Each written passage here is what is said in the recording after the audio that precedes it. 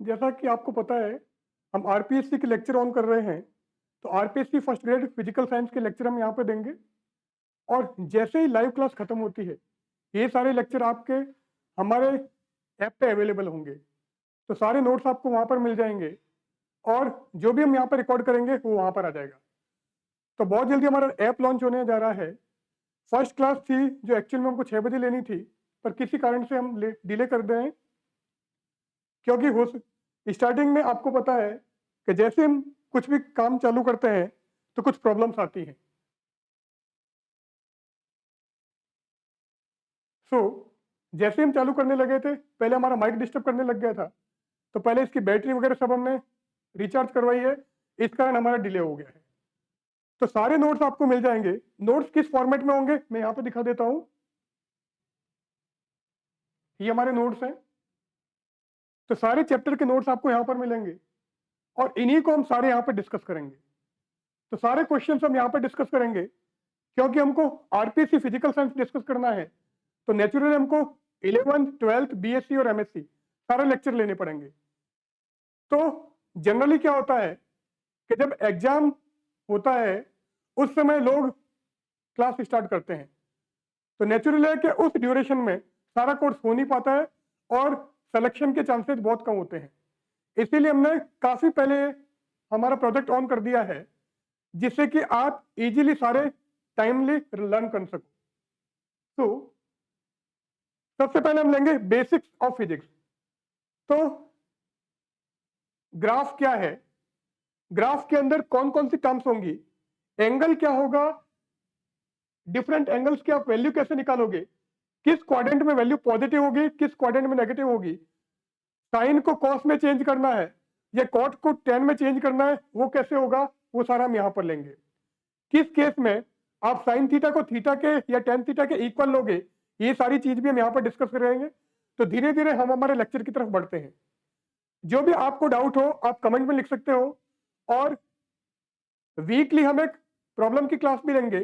तो जो भी आपको प्रॉब्लम अराइज होती है हम वहां पे डिस्कस कर सकते हैं। नाउ फर्स्ट जो हमारा टॉपिक है वो basics of physics. So physics की क्या क्या बेसिक्स है वो हम यहाँ पे डिस्कस करेंगे। नाउ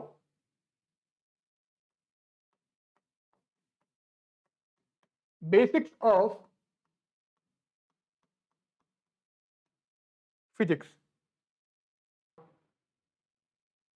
नाउ सबसे पहले हम लेते हैं ग्राफ।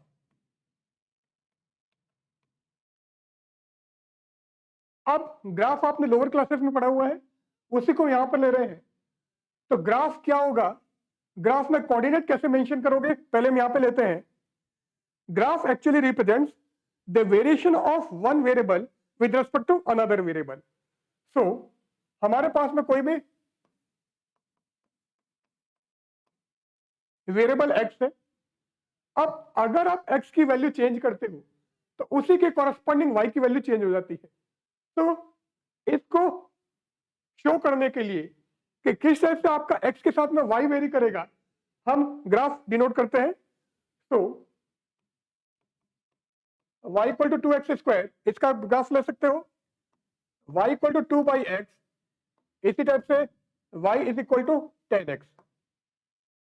तो यहां पर क्लियर है कि जैसे ही आप x को चेंज करोगे उसी के कॉरस्पॉन्डिंग y की वैल्यू चेंज होगी। तो इन सबको हम ग्राफ के मोड में दिखा सकते हैं। नाउ नेक्स्ट आता है बेसिक यूनिट्स ऑफ ग्राफ। अब ग्राफ में क्या क्या बेसिक यूनिट है उसकी हम बात करें।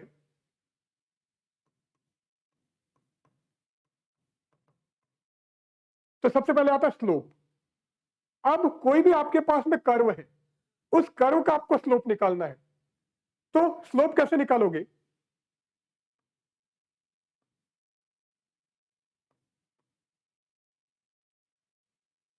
सपोज ये कोई लाइन है, ये जो लाइन है एक्स एक्सिस के साथ में थीटा एंगल बना रही है। तो इसका जो स्लोप है, स्लोप क्या होगा, उसको हम एम से डिनोट कर सकते हैं। Slope is actually tan theta. तो टेन थीटा की वैल्यू क्या होगी, ये हमको स्लोप दिखाएगा। नाउ यहां पर जो एंगल है वो एंगल क्या होगा,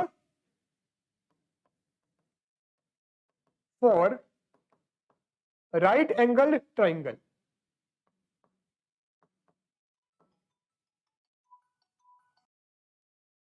नाउ m की वैल्यू हमको ये मिल जाएगी। अब सब कुछ हमारा थीटा पर डिपेंड कर रहा है। अब tan थीटा ये स्लोप की वैल्यू क्या होगी? अगर थीटा हमारा 0 डिग्री है तो उस केस में अगर हम थीटा की वैल्यू 0 रखें तो m क्या मिल जाएगा हमको? या tan थीटा क्या मिल जाएगा? 0। अगर थीटा आपका लेस देन 90 डिग्री है तो उस केस में अगर आप tan थीटा निकालोगे, थीटा 0 है, tan 0 0 होता है, जैसे जैसे आपका थीटा बढ़ेगा tan थीटा भी इंक्रीज होगा। पर अगर थीटा आपका 90 डिग्री हो जाता है तो tan 90 की वैल्यू होती है हमारी इन्फिनिटिव। अब यहां पर थीटा की वैल्यू 90 डिग्री से कम है तो उस केस में ये जो वैल्यू होगी ये हमारी पॉजिटिव होगी। tan theta is greater than 0। अगर थीटा हमारा 90 डिग्री से ज्यादा हो जाता है उस केस में अगर हम tan थीटा की वैल्यू लें then tan theta will be negative और लेस देन 0। बट अगर हमारा थीटा 90 डिग्री है तो उस केस में tan थीटा की वैल्यू हो जाती है हमारी infinitive.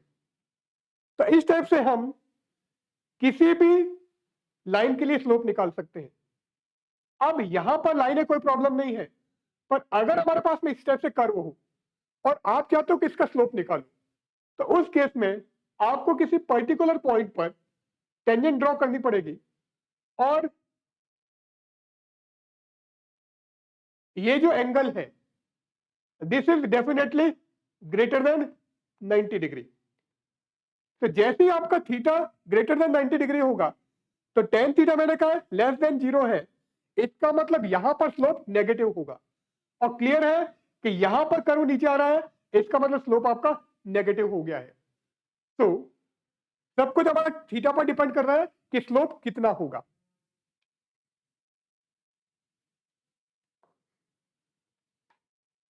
Now for very small angle, अब अगर एंगल हमारा बहुत कम है, कम भी कितना है? Theta is less than 5 degree. तो अगर एंगल आपका कम है उस केस में क्या होगा? सपोज ये हमारा कोई ट्रायंगल है, ये हमारा थीटा है, ये इसको हम बेस बोलते हैं, आधार, ये परपेंडिकुलर या लंब, और ये हमारा हाइपोटेन्यूज या कर्ण।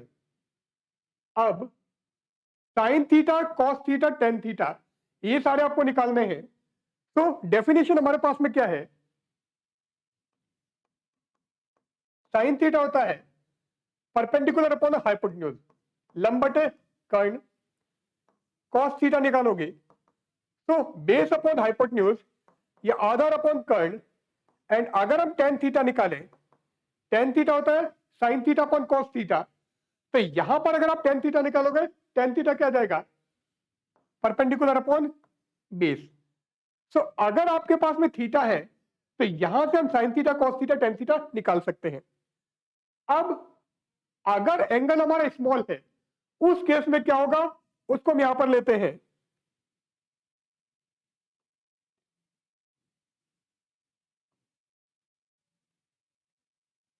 सपोज ये हमारा कोई सर्कल है,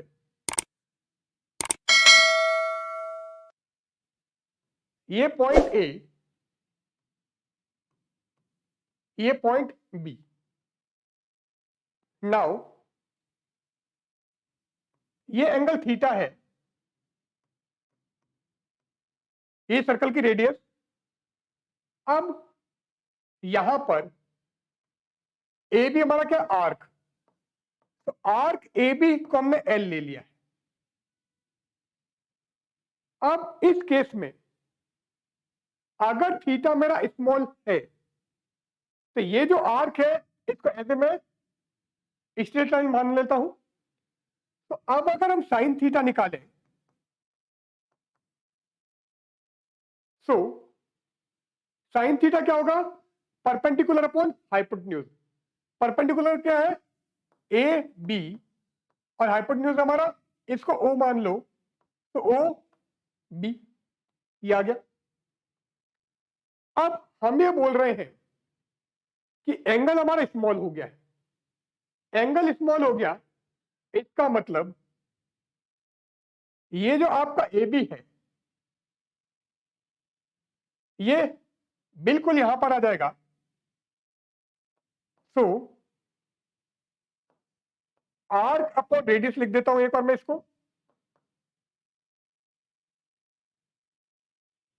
अब अगर हम एंगल की परिभाषा की बात करें, तो एंगल या कोण क्या होता है?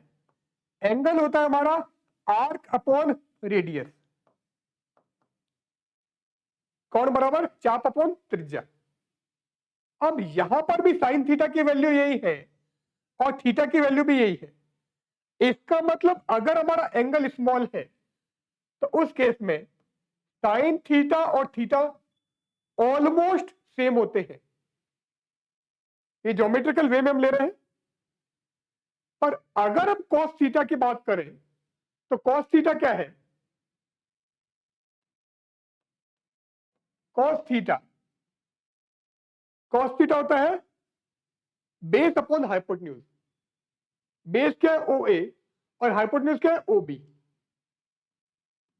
तो ओ ए अपॉन ओ बी।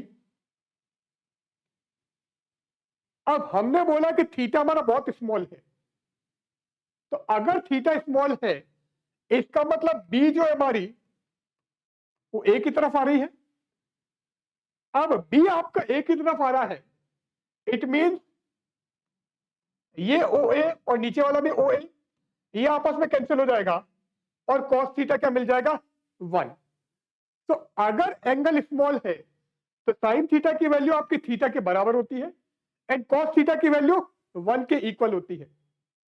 नाउ अगर हम यहां पर टेन थीटा निकालें, तो टेन थीटा क्या होगा? टेन थीटा होता है sine theta upon cos theta. Sine theta आपका थीटा, कॉस थीटा 1, इसका मतलब टेन थीटा भी क्या हो गया? थीटा। तो अगर एंगल स्मॉल है, तो sine theta and tan theta, ये दोनों हमारे थीटा के इक्वल होते हैं। जबकि कॉस थीटा की वैल्यू की अगर बात करें, कॉस थीटा इज 1। अब जनरली क्या होता है, लोग ये बोलते हैं कि थीटा हमारा स्मॉल है, इट मीन थीटा आपका 0 हो गया है, तो कॉस 0 की वैल्यू आपकी 1। अब अगर आप ये वाला फंडा काम में लोगे, तो अगर थीटा आपका 0 हो गया, तो साइन 0 या टेन 0 की वैल्यू आपकी 0 हो जानी चाहिए। पर एक्चुअल में थीटा हमारा 0 नहीं है। Theta tending to 0, theta tends to 0। Theta exactly 0 नहीं हुआ है, it becomes 0। So sine theta और टेन थीटा की वैल्यू थीटा होगी, कॉस थीटा आपका 1 होगा। सेकंड आप यहां से भी निकाल सकते हो, अगर हम मैक्लॉरिन सीरीज से साइन थीटा का एक्सपांशन निकाले, तो साइन थीटा क्या होता है? Sine theta, theta minus theta cube upon factorial 3 plus theta raise to 5 upon factorial 5 and so on.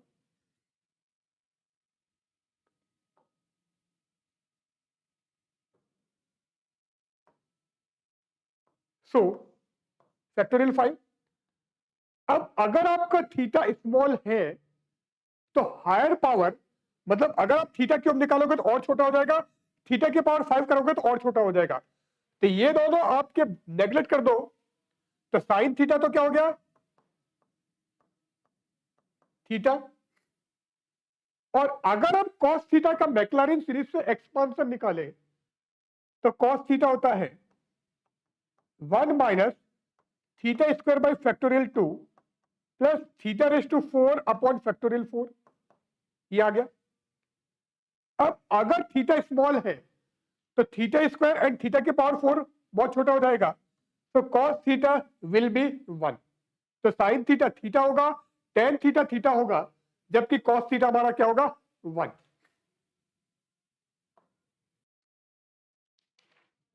Now real and apparent depth.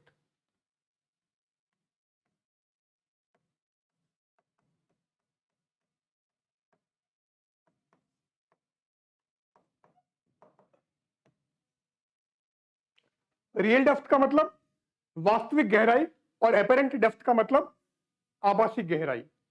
अब रियल डेप्थ क्या होगी, एपरेंट डेप्थ क्या होगी, इसकी हम बात करते हैं।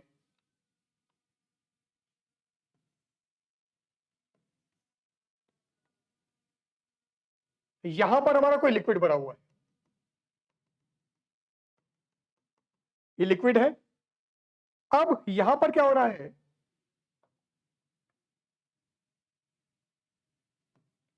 इस हाइट को मैं h मान लेता हूं, इधर हमारा ऑब्जेक्ट है। अब क्या होगा, ये रे आपकी यहां गई, अंदर लिक्विड भरा हुआ है, इसका रिफ्लेक्टिव इंडेक्स या अपवर्तनांक μ2, और बाहर जो है उसका रिफ्लेक्टिव इंडेक्स या अपवर्तनांक μ1। बाहर हम एयर मान लेते हैं, यहां पर हम लिक्विड मान लेते हैं। अब अगर यहां पर एयर है तो एयर का रिफ्लेक्टिव इंडेक्स होता है आपका 1, इट मींस μ2 की वैल्यू है आपकी μ1 से ज्यादा। तो होगा क्या, इस केस में जो आपकी लाइट मूव कर रही है वो डेंसर से रेयरर में या सघन से विरल माध्यम में जा रही है। अब अगर रे आपकी एक ही मीडियम में जाती तो इस तरह से निकल जाती, पर क्योंकि रेयरर से डेंसर में जा रही है, सॉरी डेंसर से रेयरर में जा रही है, सघन से विरल में जा रही है, तो पाथ से बैंड हो जाएगी, पथ से मुड़ जाएगी। अब अगर मैं यहां से देखूं तो एक्चुअल में ये जो ऑब्जेक्ट है, ये ऑब्जेक्ट आपको यहां पर कहीं नजर आएगा। तो एक्चुअल में ऑब्जेक्ट यहां पर था, पर हमको यहां पर दिखाई दे रहा है। सो ये क्या होगा, ये जो h है, ये h हमारी रियल डेप्थ या वास्तविक गहराई है, और इसको हम h डैश मान लेते हैं। h dash is apparent depth.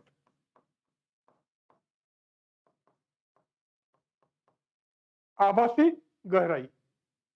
अब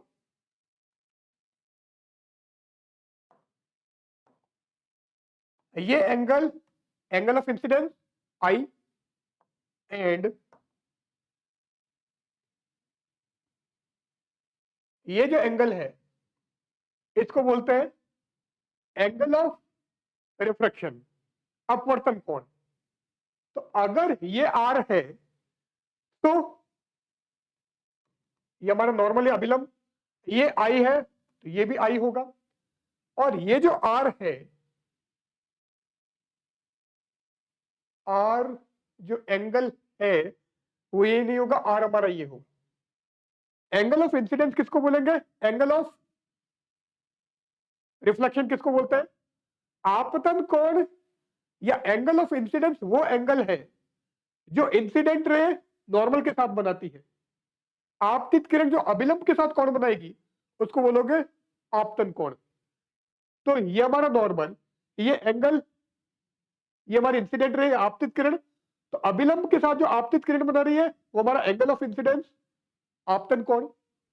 और जो रिफ्लेक्टेड रे है, अपवर्तित किरण है, वो जो नॉर्मल के साथ एंगल बनाएगी वो हमारा angle of reflection, sorry refraction, अपवर्तन कोण। अब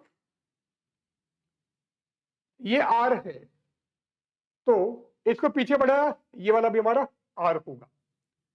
तो अगर मैं स्नेल्स लॉ यूज करूं, स्नेल्स लॉ क्या होता है, स्नेल्स लॉ हमारा है mu is equal to sine I upon sine R। Sine I upon sine R को स्नेल्स लॉ बोलते हैं। अब एक्चुअल में यहां पर ये जो म्यू है, this mu is relative refractive index या सापेक्ष अपवर्तनांक है। तो सेकंड मीडियम का फर्स्ट मीडियम के रेस्पेक्ट में जो अपवर्तनांक है, द्वितीय माध्यम का जो प्रथम माध्यम के सापेक्ष अपवर्तनांक है, उसको बोल रहे सापेक्ष अपवर्तनांक या रिलेटिव रिफ्रैक्टिव इंडेक्स। तो ये जो म्यू है ये क्या होगा, ये म्यू हमारा μ1 अपॉन μ2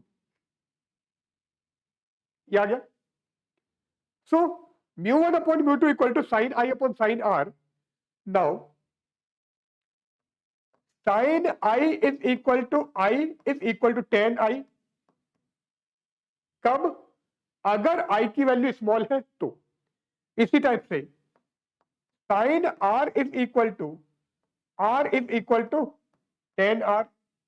आई और आर दोनों स्मॉल है, तो अगर हम टेन आई निकालें तो टेन आई क्या आ जाएगा, टेन आई यहां पर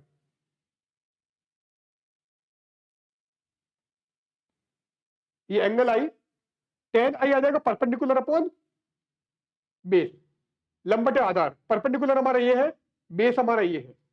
तो इसको मैं क्या मानता हूं, यहां मैं m और इधर अगर n कर दूं तो टेन आई हो जाएगा M N upon H.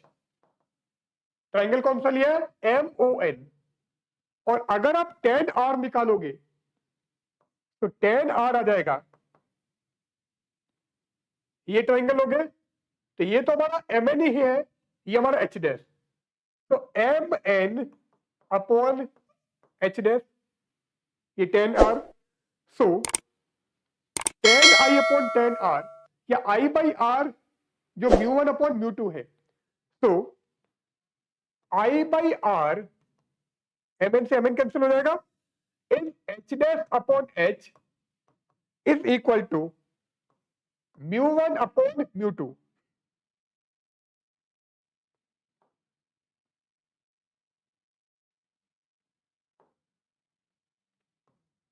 μ1 upon μ2।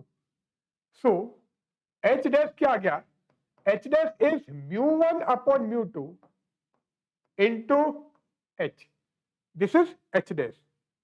और ये जो H डैश है ये क्या है, ये हमारी आभासी गहराई है, एपरेंट डेप्थ है, जबकि H हमारा एक्चुअल डेप्थ थी। तो इस टाइप से हम एपरेंट डेप्थ निकाल सकते हैं। वो कैसे निकलेगी, μ1 अपॉन μ2 इंटू एक्चुअल डेप्थ। तो जो आपका सेकंड मीडियम होगा उसका अपवर्तनांक या रिफ्रैक्टिव इंडेक्स लेना है, फर्स्ट मीडियम है उसका रिफ्रैक्टिव इंडेक्स लेना है, और जो एक्चुअल डेप्थ है वो हमको लेनी है। तो इस तरह से हम एपरेंट डेप्थ की वैल्यू निकाल सकते हैं।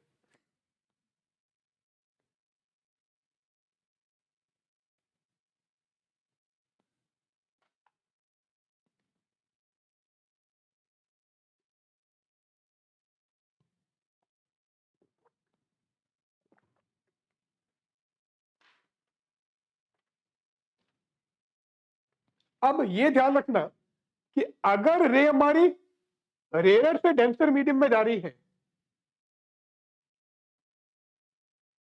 ये हमने ले लिया रेयर मीडियम, ये विरल माध्यम, और यहां पर हमारा डेंसर मीडियम मतलब सघन माध्यम। तो अगर प्रकाश किरण ये लाइट रे विरल से सघन माध्यम में जाएगी, रेयर से डेंसर मीडियम में जाएगी, तो वो आपकी नॉर्मल की तरफ मुड़ेगी, अभिलंब की तरफ मुड़ेगी। अब यहां पर भी मेरा रेयर मीडियम है, विरल माध्यम है। अगर लाइट रे या प्रकाश किरण डेंसर से रेयर में जाती है, सघन से विरल में जाती है, तो नॉर्मल से दूर हटेगी।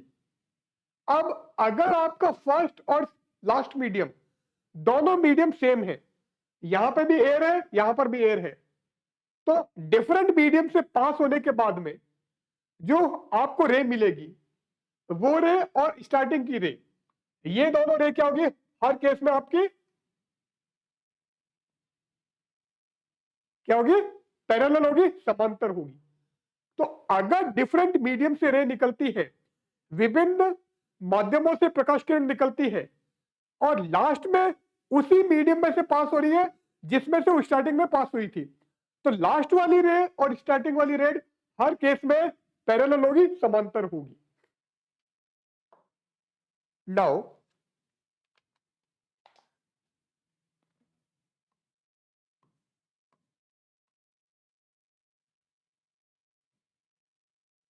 ये कोई हमारे पास में लाइन है, ये एंगल थीटा है, स्लोप निकालना है, स्लोप हमको पता है tan थीटा होता है।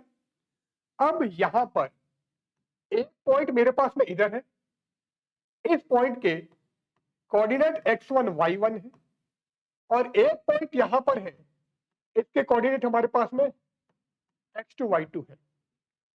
अब अगर मैं इस लाइन का स्लोप निकालता हूं तो लाइन का स्लोप क्या आएगा, हमने कहा था tan थीटा होता है। नाउ अब स्लोप हम निकालते हैं, इसको आगे बढ़ा दिया, इसको इधर ले लिया, ये एंगल भी हमारा थीटा होगा। अब ये क्या हो जाएगा, y2 माइनस y1, और ये हमारा x2 माइनस x1। तो tan थीटा जिसको हम स्लोप बोल रहे थे वो आ जाएगा y2 minus y1 upon x2 minus x1। सो यहां से अगर हमारे पास में y2 माइनस y1 निकालना है तो वो क्या आ जाएगा m into x2 minus x1। अब अगर हमारा x1 और y1 मूल बिंदु पर है, पॉइंट ए हमारा ओरिजिन पर है, मूल बिंदु पर है, तो कोऑर्डिनेट 0 0, और ये जो पॉइंट हमारा बी है x2 y2, इसके कोऑर्डिनेट में एक्स वाई मान लेता हूं। अब अगर हम इस केस की बात करें तो यहां पर आपको x2 x1 y2 y1 की वैल्यू रखनी है, तो ये तो मेरा y, ये 0, तो y minus 0 is equal to m into x minus 0, इसका मतलब y equal to M x. और ये हम जानते हैं कि y equal to M x plus c जो इक्वेशन है वो इक्वेशन ऑफ स्ट्रेट लाइन है, इस सीधी रेखा की समीकरण है। अब अगर y equal to M x plus c है तो ये जो c है ये क्या है, ये y एक्सिस पर काटा गया अंतःखंड है, इंटरसेक्शन ऑन y एक्सिस। अब यहां पर c की वैल्यू 0 है, तो ये जो हमारी लाइन है ये आपकी ओरिजिन से पास हो रही है, मूल बिंदु से गुजर रही है। अगर लाइन हमारी ओरिजिन से पास नहीं होती, यहां से कहीं पास होती, तो ये जो हमारा ये हमारा c होता, और इसका जो स्लोप है ये m, ये हमारा tan थीटा। तो y equal to M x plus c एक स्ट्रेट लाइन की इक्वेशन है। यहां पर ये जो m होता है ये tan थीटा होता है जिसको हम स्लोप बोलते हैं, और ये जो c है ये intersection on y axis, intersection on y axis, y अक्ष पर काटा गया अंतःखंड। तो इस टाइप से आप जो कोई भी इक्वेशन दे रखी है चेक कर सकते हो कि आपकी स्ट्रेट लाइन की इक्वेशन है या नहीं है। So this is straight line passing through origin. कौन सी, ये वाली। और ये स्ट्रेट लाइन है जो ओरिजिन से पास नहीं होती है, वाई एक्सिस पर एक इंटरसेक्शन कट करती है जिसकी वैल्यू हमारे पास में क्या है, सी।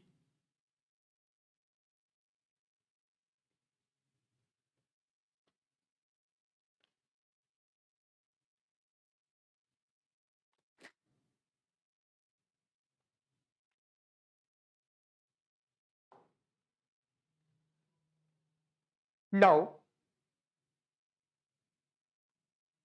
If V is equal to i r, ये क्या है, ये ओम्स लॉ है।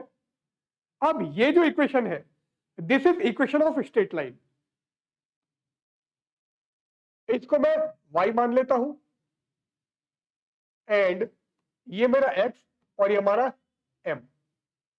तो अगर मैं यहां पर v और i के बीच में ग्राफ खींचूं, यहां पर i, ये v, तो ग्राफ इस टाइप से आएगा, और इसका जो स्लोप है वो स्लोप हमारा क्या होगा, r या रेजिस्टेंस, प्रतिरोध।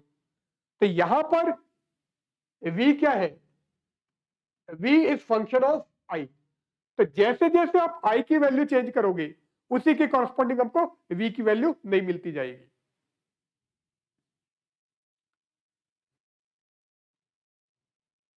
नाउ अगर मेरे पास में इक्वेशन है y इक्वल टू 2x, अब यहां पर अगर हम x को 0 करें तो y भी क्या हो जाएगा 0। तो डेफिनेटली ये जो लाइन है वो ओरिजिन से पास होगी। अब क्लियर है क्योंकि यहां पर कांस्टेंट टर्म नहीं आ रही है, y equal to mx plus c था, तो अगर c एग्जिस्ट करेगा ये कांस्टेंट टर्म आएगी, उसी केस में जो हमारी लाइन होगी किसी ये वर्टिकल लाइन को कट करेगी। अब यहां पर c नहीं आ रहा है, कांस्टेंट वैल्यू नहीं है, तो ये हमारे ओरिजिन से पास हो रही है, मूल बिंदु से गुजर रही है। और m यहां पर क्या है, m हमारा 2 है, स्लोप हमारा 2 है। अगर y equal to 2x plus 5 है ये, अब यहां पर अगर मैं x को 0 करूं तो y क्या मिलता है 5। इसका मतलब अगर आपने x कोऑर्डिनेट 0 कर दिया तो भी y हमारा 0 नहीं है, y 5 है। तो अगर इसके लिए हम लाइन खींचेंगे, यहां पर x हमारा 0 हो गया तो y हमारा 5 है, इसका मतलब यहां पर तो लाइन कुछ इस टाइप से पास हो रही है, दिस इज 0 5। ये हमारे मूल बिंदु से नहीं गुजर रही है, ये हमारा ओरिजिन था तो यहां से पास नहीं हो रही है। और अगर हम इसका स्लोप निकालें तो स्लोप क्या है, ये हमारा स्लोप है m इज इक्वल टू 2, तो इस लाइन का स्लोप है 2।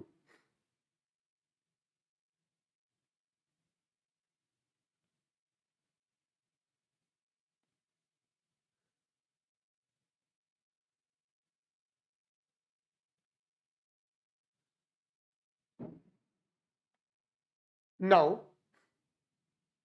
अगर हम y को यहां पे 0 करें, y को 0 करोगे तो x क्या आएगा 2x प्लस 5 इक्वल टू 0, तो x इज इक्वल टू -5/2 या -2.5। तो इस लाइन को आप पीछे बढ़ाओगे, यहां पर आपका y 0 हो गया है पर x क्या है, x हमारा -5/2 है, तो यहां पर जाके ये x एक्सिस को टच करेगी। नाउ यहां पर हमारा 0.5। अब डिफरेंट लाइन हम ले लेते हैं, m आपका positive m negative, c positive c negative, and इसके कॉरेस्पॉन्डिंग हम ग्राफ बना लेते हैं। अब ये आप ध्यान रखना कि मैंने आपको कहा था कि अगर थीटा लेस देन 90 डिग्री है तो m हमारा ग्रेटर देन 0 होगा, क्योंकि tan थीटा हमारा 0 से बड़ा होगा तो m ग्रेटर देन 0 होगा।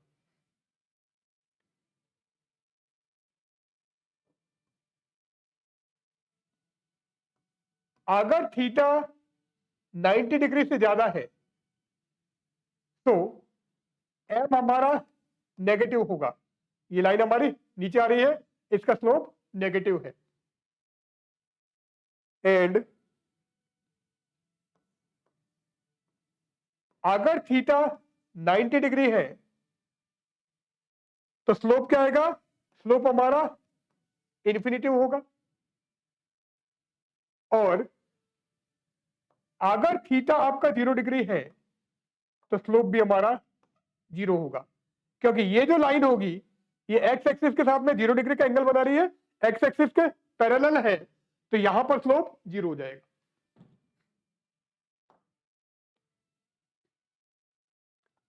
Now y is equal to plus minus m x plus minus c. अब ये हमारे पास में लाइन है, सारी कंडीशन हम ले रहे हैं। अगर y equal to M x plus c है तो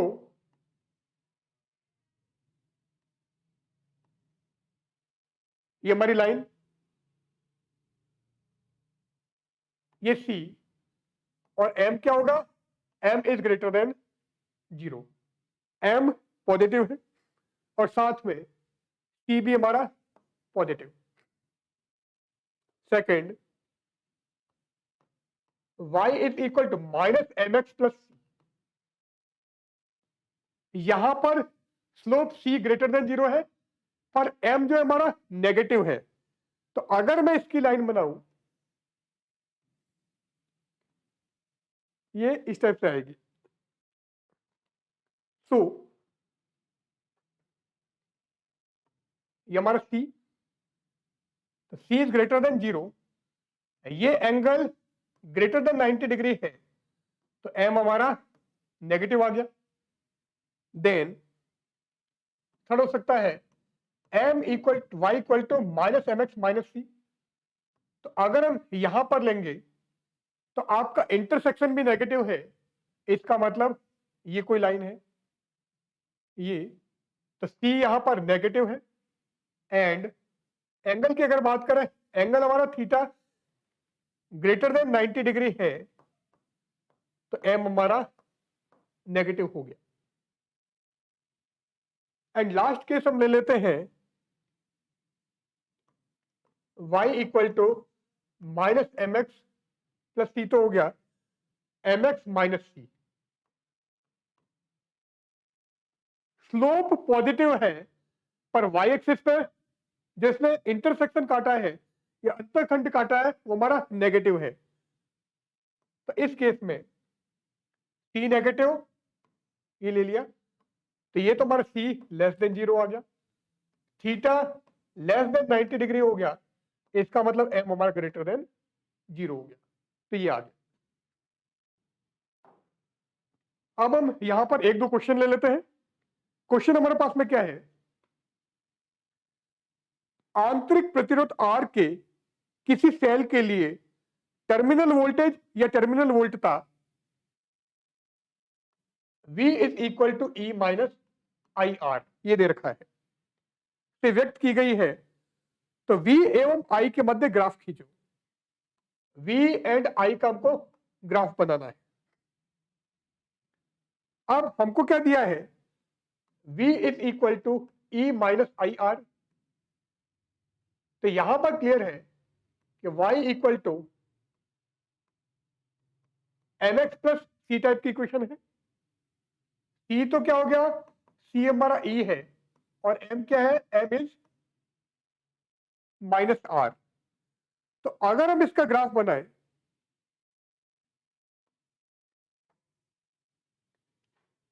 c ग्रेटर देन 0 है एंड m लेस देन 0 है, तो स्लोप तो नेगेटिव होगा और c हमारा पॉजिटिव होगा।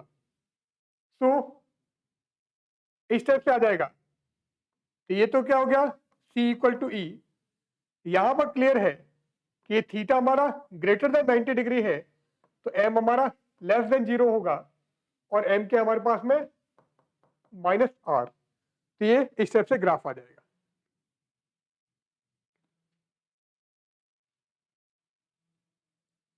नेक्स्ट क्वेश्चन हमको दिया है, यदि प्रकाश विद्युत समीकरण फोटो इलेक्ट्रिक इक्वेशन वो क्या दे रखी है, K maximum is equal to H nu minus five zero. ये सारे हमारे नोट्स में अवेलेबल है, आपको मिल जाएंगे। K maximum equal to H nu minus five zero. अब इसके लिए आपको K मैक्सिमम एंड न्यू में ग्राफ बनाना है, तो ये भी हमारी y equal to M x plus C type की इक्वेशन है। यहां पर c हमारा माइनस फाइव जीरो है, मतलब c क्या है, नेगेटिव, और m क्या है, m हमारा h और ये हमारा ग्रेटर देन 0 है। तो स्लोप तो पॉजिटिव है और c हमारा नेगेटिव है, तो अगर यहां पर बनाओगे तो कुछ इस तरह से आएगा, ये हमारा स्लोप नेगेटिव हो गया, ये क्या है, फाइव जीरो, सॉरी, ये इंटरसेक्शन नेगेटिव है, तो c हमारा माइनस फाइव जीरो और m क्या है, h, तो इसका जो स्लोप होगा वो हमारा क्या होगा, h। तो इस टाइप से हमारा आंसर आ जाएगा। नाउ इसके बाद में आएगा यूनिफॉर्मली एक्सेलरेटेड मोशन। तो एक समान त्वरित गति, इसी टाइप से कांस्टेंट स्पीड से आपकी बॉडी मूव करेगी तो क्या होगा, एक्सेलरेटेड मोशन किसको कहोगे, ये त्वरित गति किसे कहेंगे, ये सारे टॉपिक हम हमारे नेक्स्ट लेक्चर में डिस्कस करेंगे। तो यहां पर आज का हम लेक्चर एंड करते हैं। सो ये सारे लेक्चर इसके बाद में यहां से आपके प्राइवेट मोड में चले जाएंगे और ये हमारे सारे ऐप पे अवेलेबल होंगे, तो आप वहां पर देख सकते हो एंड सारे नोट्स भी आपको मिल जाएंगे। सो स्टार्टिंग में अभी हमने क्या किया है, 50% डिस्काउंट दे रखा है। तो अगर आप अभी ज्वाइन करते हो नवंबर के अंदर, तो एक्चुअल में जो हमारी फीस है वो है 20,000 आपकी कोर्स की फीस है एंड कोर्स मटेरियल की फीस है हमारी 2,000 रुपीज। पर नवंबर में हमने 50% डिस्काउंट दे रखा है, इसलिए ये जो आपकी फीस लग रही है ये 20,000 नहीं लगकर केवल 10,000 लगेगी। और ये आपके स्टडी मटेरियल की फीस, तो केवल आपको 12,000 अभी पे करने हैं। और अगर आप नवंबर के बाद में ज्वाइन करते हो तो आपको 22,000 पे करना पड़ेगा, क्योंकि यहां पर हम हमारा 11th का कोर्स पूरा कवर करेंगे, 12th का पूरा कवर करेंगे, इसी टाइप से बीएससी एमएससी की कोर्स भी कवर करेंगे। तो कोर्स हमारा बहुत लेंथी है, इसलिए हमने बहुत पहले स्टार्ट कर दिया है और अल्टरनेट मोड में क्लास ले रहे हैं, जिससे कि आपको टाइमली रिवीजन के लिए पूरा टाइम मिल जाए। क्योंकि उस समय आप एज ए क्रैश कोर्स की फॉर्म में ज्वाइन करते हो तो फीस तो आपको उस समय इससे और ज्यादा देनी पड़ती है और आपकी तैयारी नहीं हो पाती है, इसलिए हम फीस वही या उससे और कम कर रहे हैं और ड्यूरेशन हमारा काफी लेंथी होगा। तो यहां पर हम आज का एंड करते हैं, कल हम फिर मिलते हैं। सॉरी, अल्टरनेट क्लास हमारी आएगी, क्लास मंडे ट्यूसडे नहीं then Thursday, Monday Wednesday and Friday. So alternate class हम लेंगे मंडे, ट्यूसडे को ऑफ रहेगा, देन वेडनेसडे, फ्राइडे को नेक्स्ट, थर्सडे को कोई क्लास नहीं है एंड सैटरडे को कोई क्लास नहीं है। तो अल्टरनेट क्लास हम लेंगे और क्लास का टाइमिंग हमारा 6 o'clock रहेगा। So good bye.